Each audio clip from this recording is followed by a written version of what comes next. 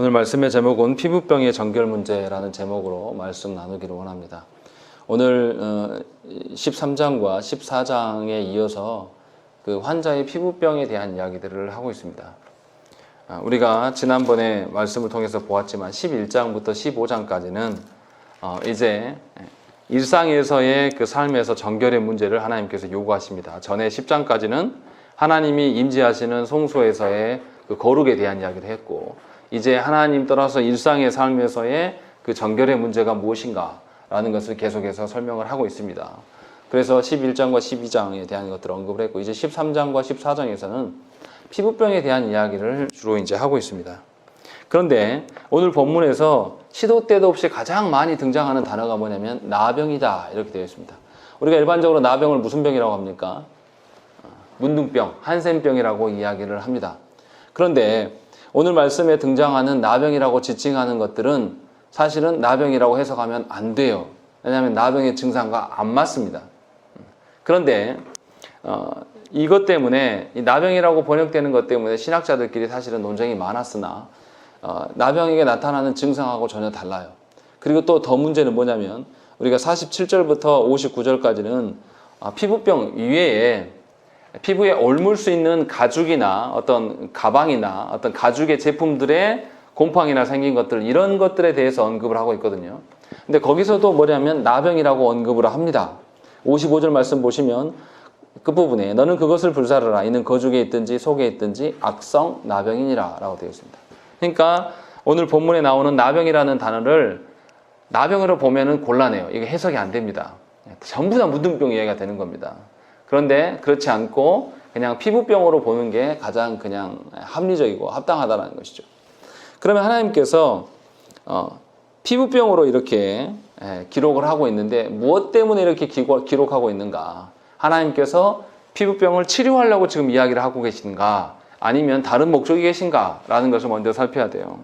근데 오늘 13장에서 주로 이야기하는 것은 어떻게 치료된다라는 이야기는 별로 없어요. 계속 뭐 하냐면 이 사람이 피부병이 있냐 없냐를 제사장이 판단해가지고 정결하거나 부정함에 대한 이야기를 하고 있고, 부정한 자가 되면 격리 조치 대할 것들, 이렇게 계속 분류만 하는 이야기들을 하고 있지 이 사람이 어떻게 정결하게 될 것이다 라는 이야기를 하지 않습니다. 14장에서 이제 그게 나와요. 14장에서 이 피부병을 어떻게 정결케 할 것인가에 대한 이야기들 뒤에 나오는 거죠. 그러니까 오늘 13장의 말씀은 치료의 목적으로 지금 이 이야기를 하고 계신 것이 아니라는 것입니다.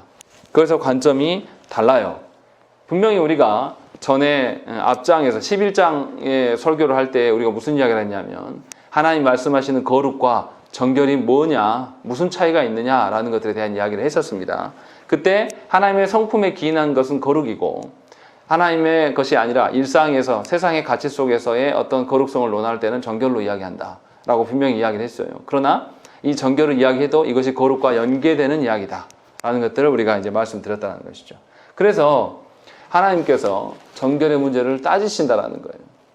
그렇게 해서 하나님께서 그 이스라엘 백성의 일상의 삶에서 어떻게 관여하시는가를 보여주고 있는 거죠. 하나님께서 자신이 존재하기 때문에 성전을 거룩해 하신 것과 같이 너희가 머무는 그 땅이, 너희가 머무는 그 터전이 하나님의 다스림의 영역 가운데 있다라는 것을 확인하려고 정결의 문제를 언급을 하고 계신다라고 분명히 말씀을 드렸습니다.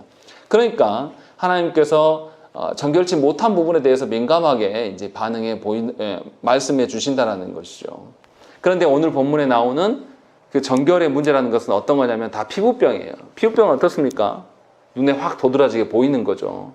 그래서 하나님께서 공동체 안에 눈에 보이는 정결성의 문제를 하나님 다루고 계시다라는 것이 말씀의 초점이에요. 실제로 민수기 5장에도 비슷한 말씀이 나옵니다. 민수기 5장 2절과 3절에 보시면 이스라엘 자손에게 명령하여 모든 나병 환자와 유출증이 있는 자와 죽음으로 부정하게 된 자를 다 진영 밖으로 내보내되 남녀를 막론하고 다 진영 밖으로 내보내어 그들이 진영을 더럽히게 하지 말라. 내가 그 진영 가운데에 거하느니라 하시매 라고 되어 있습니다. 그러니까 하나님께서 계시는 성전만이 아니라 성전을 중심으로 세 지파씩 동서남북에 거주하고 있는 이 이스라엘 백성들의 진영까지도 하나님의 다스리는 영역으로 하나님 보시니까 거기 안에서 정결의 문제를 지키라는 것이죠. 그런 관점에서 지금 정결의 문제를 따지고 있는 거죠. 그러니까 하나님께서 단순히 우리가 아주 간단하게 성전 안에서만, 예배당 안에서만, 교회 안에서만의 거룩성을 이야기하는 것이 아니라 하나님은 우리의 일상의 삶에 돌아가서도 우리의 정결성의 문제를 지켜보신다는 것입니다. 그래서 지금 이 말씀을 주고 계시고, 그렇기 때문에 하나님께서 13장에서 하는 주요 내용은 뭐냐면 정결한가 정결하지 않은가, 이것을 구분짓고 있는 것이 이제 13장의 주요 내용이라는 것입니다.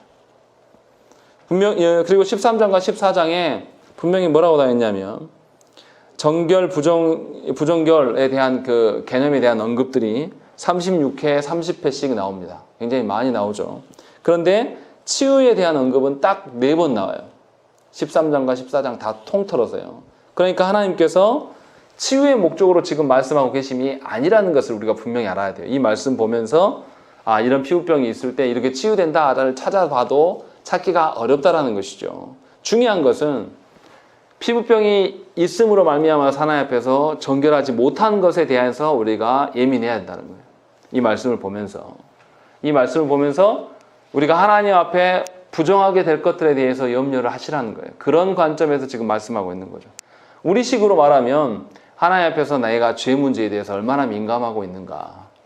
내가 하나님께 예배하는 그곳만 하나님의 임재의 장소가 아니라 성령 하나님이 나한테 내주와 계시기 때문에 내가 머무는 모든 것이 하나님의 임재의 장소이고, 내가 머무는 곳곳마다 죄의 문제에 대해서는 나는 민감하게 반응할 수밖에 없다는 것이죠. 그래서 하나님께서 피부병에 대한 이야기들을 언급을 하면서 삶의 터전에서 관련된 보여지는 모든 것 안에서 정결과 부정에 대한 이야기를 쭉 하고 있다는 것이죠. 그러니까 오늘 본문에서의 말씀은 여러분들의 일상에서 여러분들이 죄에 대해서 얼마나 민감해하고 있는가, 지금 그 이야기를 하고 있어요. 죄의 문제를 어떻게 다룰 것인가, 그 이야기를 우리가 살펴볼 수가 있는 것입니다. 그렇지 않고 치료와의 목적으로, 의학적인 목적으로 본문을 보면 도무지 찾을 길이 없고 이해되지 않는다는 것입니다. 그러니까 하나님께서 우리의 일상에서 죄의 문제를 어떻게 다뤄가시기를 원하시는가를 이제 보셔야 된다는 것이죠. 그래서 이제 전체적인 체계를 나누어 보면 우리가 아까도 말씀드렸지만 1절부터 44절까지는 피부병에 대한 이야기들을 쭉 설명을 하고 있습니다.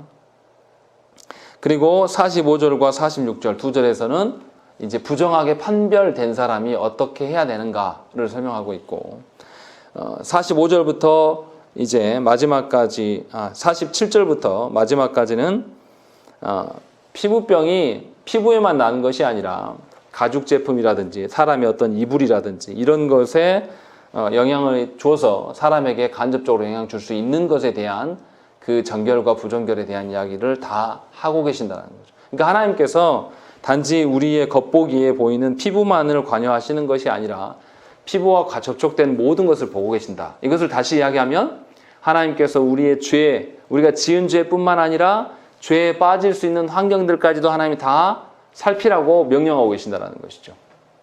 그런 점에서 여러분들이 죄에 대해서 어떻게 보시는지를 잘 생각을 해봐야 돼요. 그냥 죄 그 자체만을 볼 것이냐, 아니면 내가 죄에 빠질 수 있는 여건들에 대해서도 민감하게 반응해야 되냐, 이거 봐야 돼요. 무슨 말이냐, 예를 들면 이런 겁니다. 내가 죄에 빠질 것 같은 어떤 환경들이 있으면 그걸 치워버려야 돼요. 예를 들어서 내가 너무 돈을 좋아하는 사람이에요. 그러면 우리 가정 안에 가계부나 아니면 가정 안에 통장이나 이런 것들 어떻게 해야 되죠? 잘 안 보이는 곳에 둬야지 우리가 거기에 신경을 쓰지 않고 이렇게 살아갈 수가 있는. 예를 들어서 부부관계에 있으면 남편이 돈에 대해서 덜 민감하면 남편한테 주는 게 나아요. 이것을 내 뜻대로 하려고 손에 꽉 쥐다가 돈 해가지고 돈을 주인 삼아서 살아가는 분들이 꽤 많아요. 그래서 피부뿐만 아니라 피부를 접촉하고 있는 어떤 옷이라든가 이불에 관련된 것들까지 다 하나님 언급하고 계신다는 거죠. 그런 점에서 저와 여러분들이 죄에 대해서 얼마나 민감하게 살피고 계시는가, 이거 굉장히 중요하다는 것이죠. 여러분들은 죄에 대해서 얼마나 살피고 염려하시고 조심하십니까? 죄를 짓지 않기 위해서 환경까지도 살피고 계시는지 묻고 싶다는 것이죠. 그러나 분명히 하나님께서는 오늘 본문에서 나오는 것처럼 의복이나 덮는 이불이나 가죽 제품들이나 뭐 이런 것들에 대해서 부정함이 드러날 것은 다 하나님 어떻게 하라 했죠? 잘라서 태우든지 아니면 씻어서 일주일 동안 지켜보고 변화됨이 없으면 또 태우라고 하나님 말씀하시는 거죠. 이렇게 하나님께서 부정함에 대해서 정결한 문제에 대해서 굉장히 폭넓게 관여하고 계시고 명령하고 계심을 저와 여러분들이 분명히 아셔야 돼요. 어떤 청결의 문제를 이야기하고 있는 게 아닙니다. 분명하게. 어떤 의학적인 피부병 해결의 문제를 하려고 지금 이 이야기를 하고 계심이 아니에요. 저와 여러분들의 일상의 삶에서 죄의 문제에 대해서 우리가 얼마나 예민하게 반응하고 있는가, 이것을 이야기를 하고 있는 것입니다. 자, 이제 그런 것을 전제를 이해하고 오늘 말씀을 보셔야 돼요. 1절부터 17절에 보시면 이 피부에 드러나는 증상에 대해서 어떻게 대응할 것인가를 설명을 하고 있습니다. 여기서 가장 기본적인 규정은 뭐냐면 13장 전체에서 뭐냐면 피부에 뭔가 트러블이 생기고 문제가 생기면 누구한테 가라고 이야기합니까? 제사장한테 반드시 갈 것을 요구한다는 것이죠. 근데 2절 한번 읽어보시죠. 2절 읽겠습니다. 시작. 만일 사람이 그의 피부에 무엇이 돋거나 뾰루지가 나거나 색점이 생겨서 그의 피부에 나병 같은 것이 생기거든 그를 곧 제사장 아론에게나 그의 아들 중 한 제사장에게로 데리고 갈 것이요. 예, 여기 보시면 뭐라고 되어 있냐면 사람이 피부에 뭔가 생기면 제사장에게 가라 하지 않고 뭐라고 했습니까? 그 부분에 한 제사장에게로 데리고 갈 것이요 라고 되어 있습니다. 이 말의 의미가 뭘까요? 자신의 문제를 자신이 스스로 판단하고 혼자 가라 이 뜻이 아니에요. 주변에 나 말고 공동체 안에 다른 사람들이 피부병이 변화가 생기면 어떻게 해요? 의무적으로 데리고 가야 돼요. 그러니까 예를 들어서 아무개 집사님이 피부에 뭐 어떤 변화가 생기기 시작하면 어떻게 합니까? 아무개 집사님이 자각하지 못하고 가만히 있으면 누가 해야 되는 거죠? 옆에 있는 사람이 무조건 데리고 가는 게 의무라는 거죠. 지금 그 이야기를 하고 있는 것이죠. 분명히 데리고 가서 그러니까 자신의 증상뿐만 아니라 공동체 안에 타인의 증상들이 생기면 반드시 제사장에게 데려고 가는 것이 의무다. 지금 이렇게 이야기를 하고 있는 겁니다. 여기서 우리가 생각해 봐야 될 것이 있어요. 질병을 왜 제사장한테 보낼까? 이것이 이제 우리의 문제입니다. 질병은 누구한테 보내야지 우리가 상식입니까? 예, 의사한테 보내야 되는 것이 맞아요. 그런데 오늘 본문에서 제가 초두에 말씀드린 것처럼 치료의 목적으로 지금 이 이야기를 하고 계신 것이 사실은 아니에요. 분명히 정결의 문제를 다루고 계신다는 것이죠. 그렇기 때문에 제사장에게 보내고 있는 것입니다. 당시 의사가 있었는지는 잘 모르겠어요. 아마 없었을 것으로 추정은 됩니다. 그러나 분명하게 여기서 우리가 그러함에도 불구하고 이 뭔가 질병의 문제가 생겼을 때조차도 정결의 문제가 더 중요하다라고 하나님 말씀하시면서 정결과 관련하여서 제사장에게 나아갈 것을 요청하고 명령하고 있다는 것이죠. 그러니까 정결의 문제를 어떻게 합니까? 하나님께서 개인에게 맡겨두지 않아요. 반드시 공동체 가운데 확인받도록 하고 계신다는 거죠. 그러니까 여러분들이 하나님께서 이런 분들이 있어요. 나는 교회 안 나가도 하나님 믿습니다. 이렇게 말하는 사람들은 몰라도 아무것도 모르는 사람들이에요. 하나님께서 분명히 교회 공동체를 세워놓으셔서 교회 가운데 목양받도록 하나님께서 허락하셨단 말이에요. 우리 중에 자신의 죄악을 잘 보고 자신의 죄악을 스스로 해결할 수 있는 그런 인간이 어디 있습니까? 항상 자신의 죄악은 어떻게 하죠? 우리가 스스로 별거 아닌 것으로 축소 여기고 은폐하기 좋아하고 이런 거에 아주 능한 존재들이에요. 그래서 어떻게 하냐면 객관적으로 말하지 않습니다. 자기 문제는. 자기가 약한 부분은 자기도 알아요. 그래서 어떻게 해요? 그 부분은 축소시키고 자기가 하고 싶은 말들은 크게 뻥튀기 하는 게 우리 모든 죄성을 가진 인간의 특징이란 말이죠. 이것을 하나님께서 너무나 잘 아시기 때문에 죄의 문제에 대해서, 피부병의 문제, 정결의 문제에 대해서 그 개인에게 맡겨두지 않고 반드시 제사장에게 나아가서 검토받으라는 거예요. 그러니까 성도된 여러분들은 여러분들의 영혼의 죄악의 문제를 놓고 반드시 목사에게 목양받아야 되는 것입니다. 인간 목사에게 하라는 뜻이 아니에요. 하나님께서 공식적으로 목회자를 세워서 그 목사를 통해서 목양받게 하기 위해서 정향교회에 두셨단 말이죠. 그러니까 여러분들의 죄의 문제를 혼자 해결하는 것은 아주 교만한 것이고 하나님께서 세우신 공동체 안에서 스스로 공동체 되지 않겠다라고 생각하는 것입니다. 중요한 것은 하나님께서 이렇게 하고 계신다라는 것이죠. 개인의 정결의 문제를 결코 개인에게 맡겨두지 않으시고 공동체 전체의 문제로 여기고 있다는 것이죠. 그렇기 때문에 신자 각자의 그 죄의 문제, 정결의 문제는 반드시 공동체 안에서 해결받도록 저와 여러분들이 애를 쓰셔야 된다는 것이죠. 그리고 성도는 분명하게 정결의 문제에 대해서 아주 민감하게 반응해야 된다는 것이죠. 근데 자신의 죄의 문제만을 이야기하는 게 아니에요. 분명히 2절에서 읽은 것처럼 타인에게 그런 것이 나타나도 어떻게 하라 그랬죠? 제사장에게 데리고 가라 라고 이야기한 것이죠. 그러니까 교회 안에서 아주 이상한 건 뭐냐면, 제가 부목사 때 경험했던 것은 뭐냐면, 성도들 안에 뭔가 불미스러운 일들이 생기잖아요. 담임 목사님만 모릅니다. 성도들끼리는 다 말하고 다녀요. 절대 담임 목사님도 말 안 해요. 언제 말합니까? 제일 나중에 성도들 소문 다 퍼지고 난 다음에 담임 목사님 말해요. 이거는 하나님이 세우신 어떤 사역자나 목양받는 태도가 아주 잘못된 겁니다. 제가 목사기 때문에 이 말씀 드리는 것이 아니라 하나님께서 목회자를 통해서 죄의 문제를 다루시도록 하나님께서 분명히 교회를 조직하시고 그러한 기준으로 세워놓으셨어요. 그러니까 여러분들이 죄의 문제가 생기면 반드시, 우리 교회는 아직 당회가 없으나 당회에 보고해야 돼요. 그래서 당회에서 치리할 수 있도록 만드셔야 되는데, 한국교회 성도들은 본인들이 하나님입니다. 그래서 어떻게 하냐면, 문제 있으면 이거 괜찮아요, 그냥 넘어가, 이렇게 말하는 분들이 중직자들 중에 매우 많습니다. 그분들이 뭐 교회법을 알기나 합니까? 성경을 합니까? 잘 몰라요. 그런데도 불구하고 특히 위험한 건 뭐냐면, 자녀들의 문제에 있어서는 부모가 하나님입니다. 자녀가 우상이 돼가지고 자기 자녀의 흠은 감추기에 급급해요. 그러나 하나님께서 분명히 뭐라고 하냐면, 피부병 하나라도 생기면 어떻게 하라고 했죠? 질병에 작은 정결의 문제가 생기면, 죄악의 문제가 생기면 하나면 어떻게 하시냐면 격리 조치하라고 분명히 이야기하시는 거죠. 절대 그냥 두지 않아요, 하나님께서. 왜냐하면 정결의 문제는 어떤 개념이냐면, 이게 전파된단 말이에요, 다른 분들한테.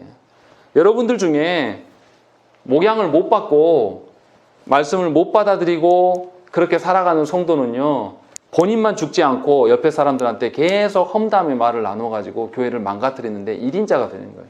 그런 영혼들은 분명히 당회에서 조치를 취해야 되는 것이죠. 그렇게 하라고 지금 말씀하고 있는 것입니다. 그러니까 우리가 한번 생각을 해보세요. 여러분들이 정결의 문제, 죄악의 문제에서 얼마나 민감합니까? 제가 보고 있으면요, 자신의 몸 건강에 대해서는 아주 민감해요. 뭔가 조금만 안 좋으면 예배 안 드립니다. 뭔가 조금만 안 좋으면 난리 나는 거죠. 그런데 영혼의 문제, 자기 죄의 문제에 대해서는 하나도 신경 쓰지 않습니다. 죄의 문제에 대해서는 다 덮어둬버려요. 자기가 스스로 다 처리하려고 하는. 그렇지 않습니까? 제가 목사인데도요, 느끼는 건 뭐냐면, 어디 몸 아프다, 암 걸렸다 이러면 기도해 주라고 즉각 달려와요. 그런데 우리들의 죄 문제나 자녀들의 죄 문제를 놓고 즉각 목사에게 찾아와서 염려하고 확인받으려고 하는 사람은 한 번도 못 봤습니다. 죄의 문제는 전부 다 교묘하게 성도들이, 죄 가운데 있는 성도들 어떻게 하냐면 자기 죄를 다 포장해버립니다. 그러니까 정말 목양하려고 하면 어려워요. 한 성도가 저한테 와서 자기 죄 문제를 직접적으로 토설한 사람 거의 못 봤어요. 전부 포장하고 있어요. 그러니까 정직하게 하나님께 나오면 5분 만에 해결될 수 있는 문제를 몇 시간 걸려도 알 수가 없어요. 자기 포장하느라고 말을 띄엄띄엄 해냅니다. 그러니까 이걸 조각조각 맞추려니까 굉장히 골치가 아파요. 근데 목사의 사명이 뭡니까? 여러분들이 육신을 책임지는 게 아니에요. 착각하지 마시라는 거죠. 여러분들이 육신에 예민한 것처럼 영혼의 문제, 죄의 문제에 대해서 예민하셔야 된다는 거죠. 그거는 하등에 관심도 없으면서 육신에 뭔 일이 생기면 아주 난리 나는 거죠. 그것만 놓고 하나님께 기도하는. 그러나 죄송하지만 여러분의 육신은 앞으로 보존될 날이 많지 않아요. 금방 없어집니다. 영혼의 문제는요, 하나님 앞에서 영원할 수밖에 없어요. 여러분 지옥 가셔도요, 여러분들의 영혼은 살아있습니다. 육신도 살죠.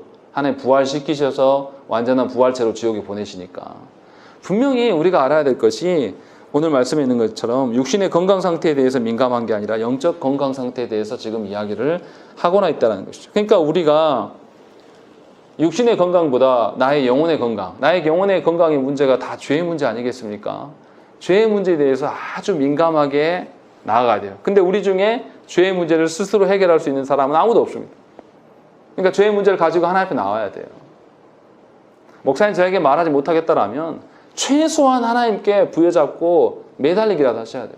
근데 놀라운 것은 죄의 문제가 딱 발생하면 절대 하나님 붙잡지 않습니다.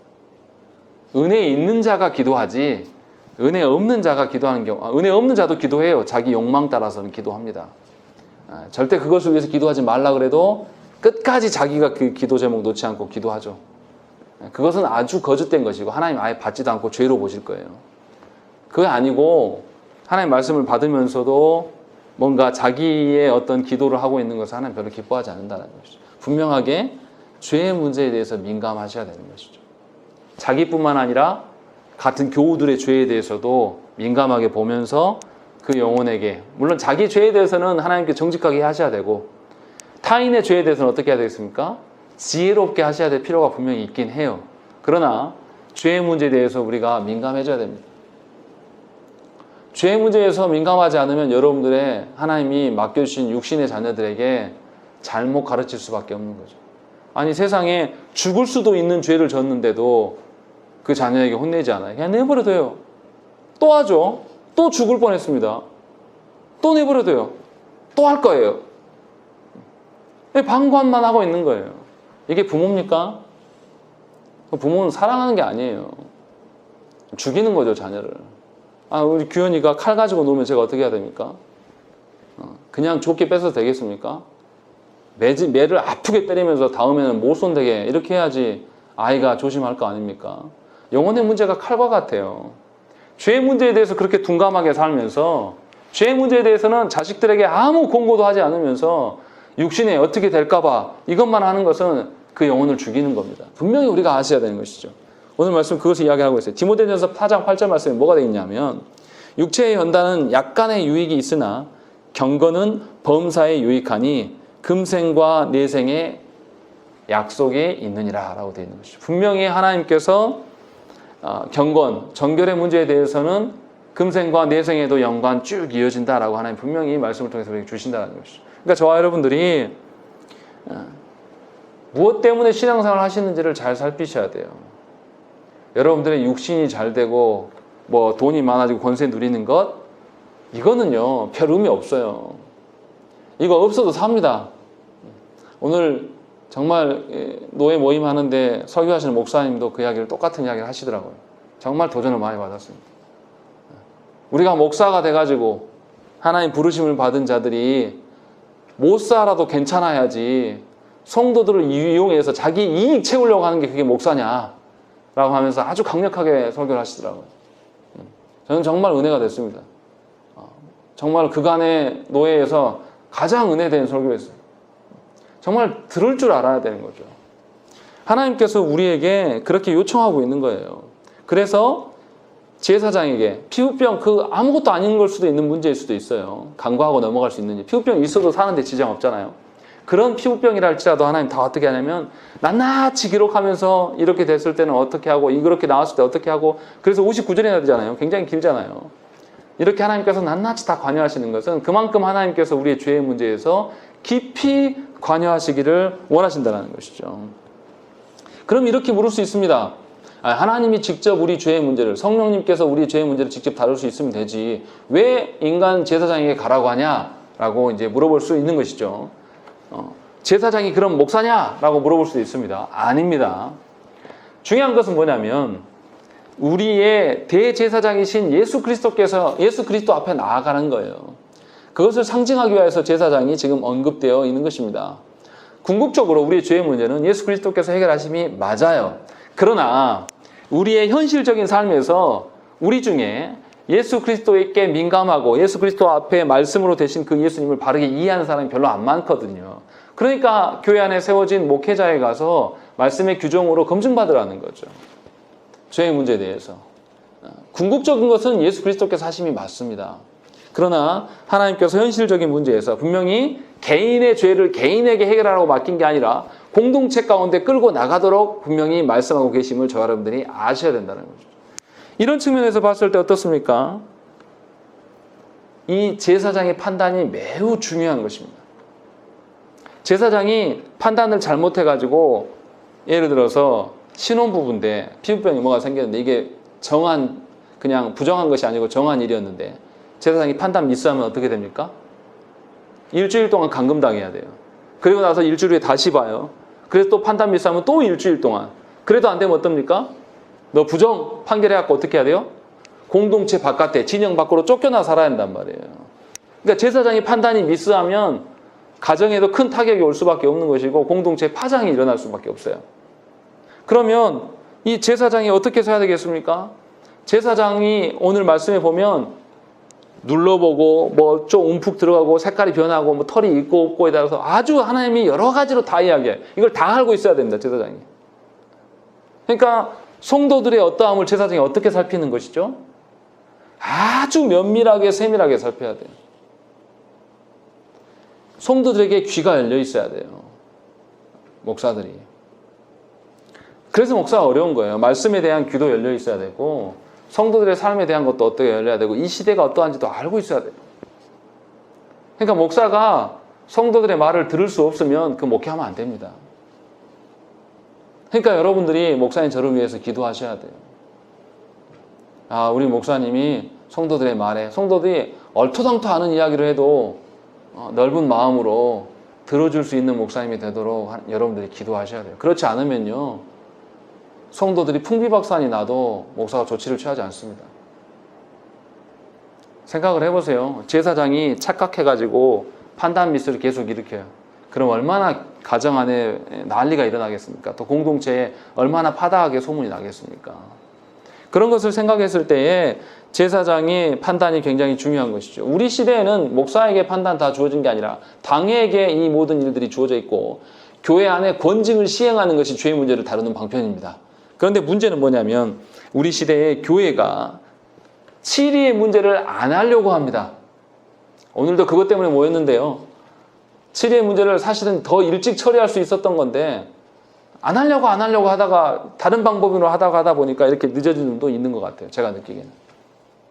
무슨 말이냐면 교회가 어느샌가 권징이 사라져버리니까 이 목사님들이 권징을 해본 적이 없어요. 그러니까 우왕좌왕합니다. 저부터도 마찬가지예요. 저도 경험이 없습니다. 무슨 말이냐면 교회 안에 권징이 바로 세워지도록 여러분들이 기도하셔야 되고 당회가 그렇게 설 수 있도록 기도하셔야 되고 또 여러분들도 권징 받는 일에 기쁨으로 참여할 수 있어야 돼요. 죄의 문제를 그냥 방관하는 게 아니라 교회 당회에 맡길 수 있는 연습을 해야 돼요. 근데 과연 얼마나 하실지는 의문입니다. 과연 우리의 죄악들의 문제에 대해서 목사에게 나아가서 우리는 당회가 없으니까 아니면 당회원들이 있는 교회라면 당회원들에 나아가서 죄의 문제를 솔직하게 다 쏟아놓고 말하는 분들이 몇 프로나 될까요? 저는 거의 못 봤어요. 감추는 데는 능합니다. 근데 다 드러나거든요. 못 감춰요. 정말 죄송하지만 우리 죄악들 감출 수 있을 거라고 생각하십니까? 결국에는 다 드러나게 되어 있습니다. 아니 죽어서 드러나는 게 아니라 죽기 전에 다 드러난다니까요. 그런데 성도들이 감추는 데만 능해요. 그리고 교회는 감추는 성도들을 잘 발견내지 못해요. 그러니까 권징이 사라진 거죠. 그리고 권징을 시행한다 해도 어떻게 합니까? 그래 니네 교회법으로 해. 그래 나는 사회법으로 갈 거야. 사회법정에서 보자. 이런 말을 한다는 거죠. 아니면 다른 교회 가버리는 것이고.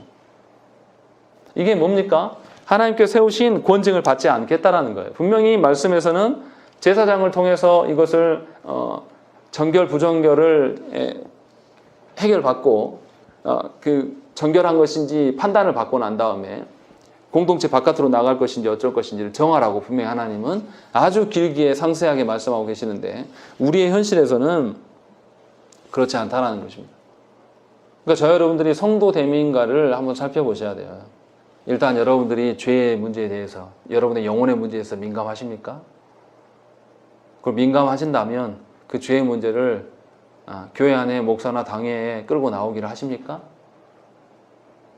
여기까지 더 가기 힘들 거예요. 또 교회는 그렇다면 그것에 대해서 귀를 열어놓고 그 문제를 권징을 합당하게 위해서 온 힘을 다해서 서 있냐고요. 그렇지 않을 것입니다. 한국 교회에 그런 교회 거의 못 봤어요.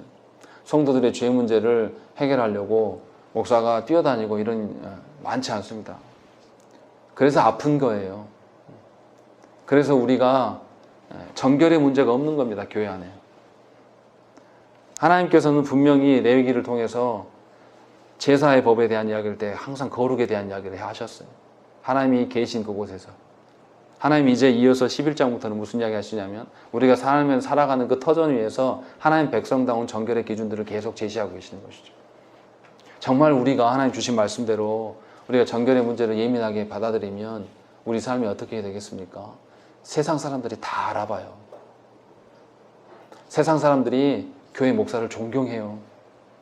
세상 사람들이 교회 장로 권사만 돼도 존경하고 아우 교회 장로님이면 통과합니다. 가십시오. 이럴 수 있는 시절이 있었습니다. 그러나 지금 그렇지 않아요. 그러니까 저 여러분들이 분명하게 정신을 차리고 정결의 문제에 대해서 하나님 앞에 아주 민감하게 여러분들 죄악의 문제에 대해서 죄악의 환경이 생기는 것도 피할 수 있어야 돼요. 그것이 영혼 사랑하는 것입니다. 그러니까 어떤 영혼이 교회 안에 어떤 영혼이나 가정 안에 누가 나를 괴롭게 하면 싸움 안 할 수 있는 구조로 가면 되잖아요. 그 환경을 다 제거하면 되잖아요. 그것도 안 하면서 안 된다고 하면 어쩌란 말입니까? 죄 문제 똑같은 거죠. 죄 문제를 부딪히지 않을 수 있도록 내가 포기할 건 포기해야 돼요. 그래야지 하나님 앞에 설 수 있는 거 아니겠습니까? 지금 그것을 초반부터 아예 이야기를 하고 있는 겁니다. 그러니까 제사장도 굉장히 고달파요. 한 영혼 한 번 보고 끝나지 않습니다. 한 영혼 한 번 신방하고 끝나는 게 아니라 한 번 본 다음에 일주일에 감금하고 또 위에 또 보내고 또 일주일 동안 또 감금하고 그래도 안 되면 부정 판단해서 진영 밖으로 보내는 이 일들을 진행해야 돼요. 제사장만 고달픕니까? 그렇지 않아요. 45절과 46절로 읽겠습니다. 시작. 나병 환자는 옷을 찢고 머리를 풀며 윗입술을 가리고 외치기를 부정하다 할 것이요 병 있는 날 동안은 늘 부정할 것이라. 그가 부정한즉 혼자 살되 진영 밖에서 살지니라. 예, 분명히 뭐라고 하냐면 부정한 자도 해야 될 의무가 있다는 것이죠. 첫째 뭐라고 합니까? 입은 옷을 찢고 머리를 풀어야 된다. 이건 뭐 하는 겁니까? 슬퍼하는 것이죠. 자신이 부정하게 되어서 하나님께 나아갈 수 없음에 대해서 슬퍼해야 되는 거예요. 이 사람은 이제 완전 판결 받은 것이죠. 일주일 있다가 다시 검사했는데 또 안 되고 일주일 있다 또 검사해서 안 돼서 부정한 판결을 받으니까 이 사람은 진영 밖으로 나가야 될 사람이에요. 근데 나갈 때 그냥 나가는 게 아니라 입은 옷을 찢어내고 머리를 풀면서 하나님 앞에 슬퍼하는 것이죠. 내가 하나님의 통치 영역에서 좀 멀어지는구나 라는 것에 대해서 슬퍼할 수 있어야 되는 것이고, 두 번째, 코 및 수염을 가리고 부정하다를 외쳐야 한다 이런 것이죠. 이건 뭡니까? 자신이 부정한 존재임을 밝혀서 자신에게 접근하지 못하게 막고 있는 거예요. 왜 그렇습니까? 부정한 자를 만지거나 부정한 것들을 만지면 같이 그 사람도 부정해지기 때문에 공동체에 부정함이 전파되는 것을 막아내기 위해서 이 일을 명령으로 시행하고 있는 거예요. 그러니까 저와 여러분들이 죄 가운데 빠져 있다라면 본인이 죄 중에 있다는 것을 공동체에 알려야 돼요. 그런데도 불구하고 우리가 죄의 문제에 대해서 민감하지 않고 별거 아닌 것으로 생각하니까 죄를 덮어둬 버립니다. 그리고 자신이 죄 가운데 있으면서도 어떻게 해요? 다른 사람들한테 가르쳐 드리려고 하는 것이죠. 그러나 그렇지 않다라는 거죠. 도리어 죄의 문제에 대해서 정말 슬퍼할 줄 아는 사람이면 하나님 앞에 자기 죄의 문제를 다 고백해서 다른 사람이 알아도 상관없어요. 하나님이 죄 문제를 해결하실 거. 하나님 외에는 죄 문제를 해결하실 분이 없어요. 그러니까 하나님께 나올 수밖에 없는 거죠. 남들이 보고 나 비웃어도 괜찮아요. 이 죄 문제가 너무나 나를 힘들게 하고 괴롭게 하니까 분명히 부정하게 판결을 받은 자한테 이것을 하라고 명령하고 있는 것이죠. 그리고 46절에도 나와 있는 것처럼 병에 걸린 자는 반드시 진영 밖에서 혼자 살아가야 됩니다. 이것은 굉장히 큰 문제예요. 아담과 하와가 원래 에덴 동산에서 어떻게 살았죠? 하나님과 한 정원을 썼어요. 같이 거닐면서 하나님 부르며 대화도 했어요. 그런데 어떻게 된 거죠? 범죄함으로 말미암아서 어떻게 됐습니까?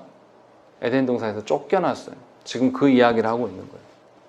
창조의 질서에서 위배되니까 하나님과의 거리가 멀어진다라는 것을 보여주고 있는 것이죠.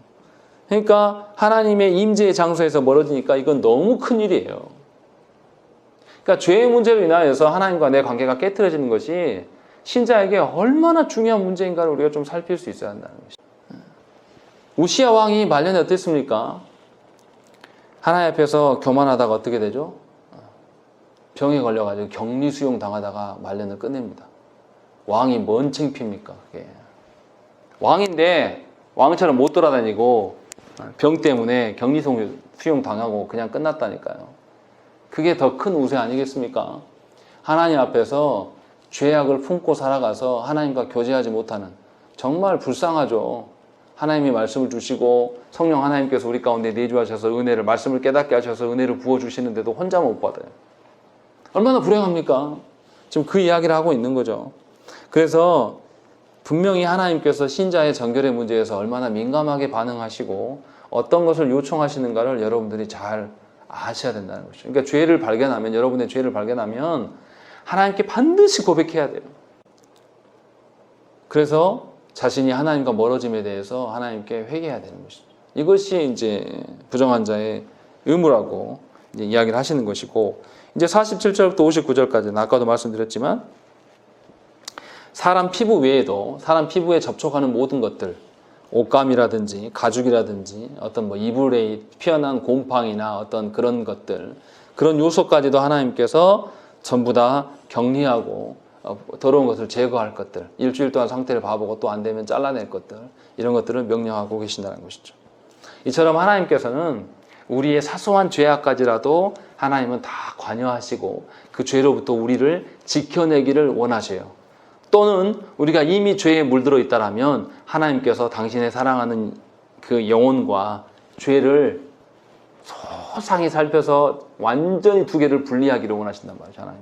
그래서 죄를 빠져나가게 하려고 우리가 하나님만 온전히, 내 전 존재를 하나님께 온전히 맡길 수 있을 때까지 하나님께서 우리의 힘을 빼게 만드시는 거예요.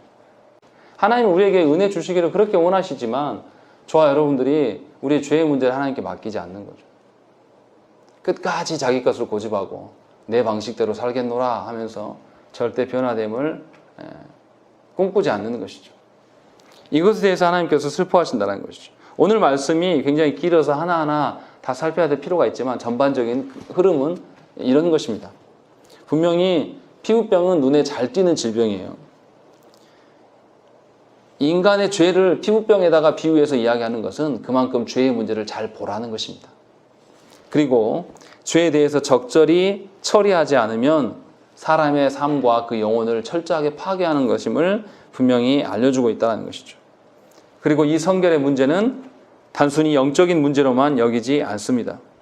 성결의 문제는 분명하게 여러분들의 삶의 영역과 또 먹는 것에서 시작해서 입는 것, 모두 담는 것까지도 다 하나님께서 말씀하고 계신다는 것이죠.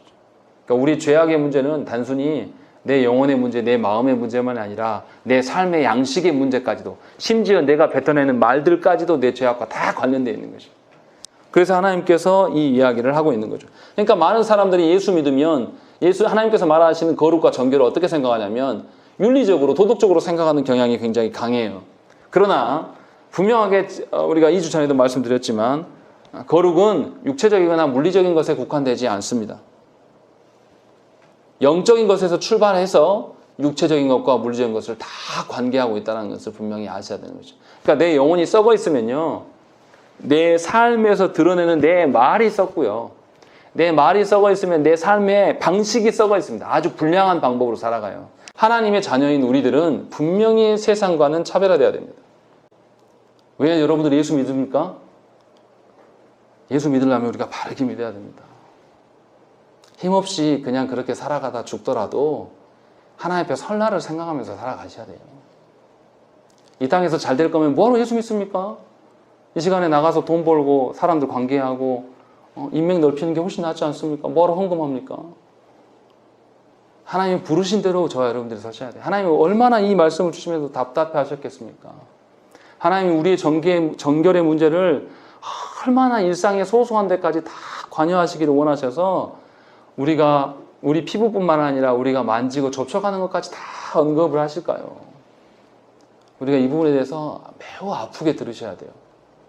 그리고 하나님께서 원하시는 그 삶들을 꿈꾸면서 하루하루를 살아가셔야 됩니다. 우리 함께 기도하겠습니다.